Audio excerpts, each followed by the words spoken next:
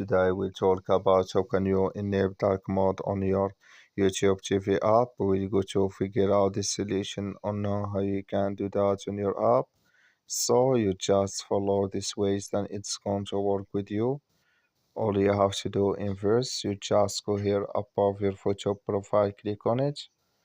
So then it's going to take you to this list. It's going to show for you like this. You click on settings here, then you come to next step. It's going to show for you like this. Then you click here on dark theme. So you come to next step here. It's going to show for you like this. Click here on dark theme.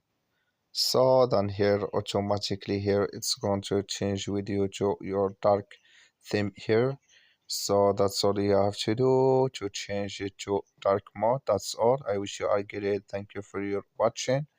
Don't forget to support us by liking and subscribe. Thank you for your watching.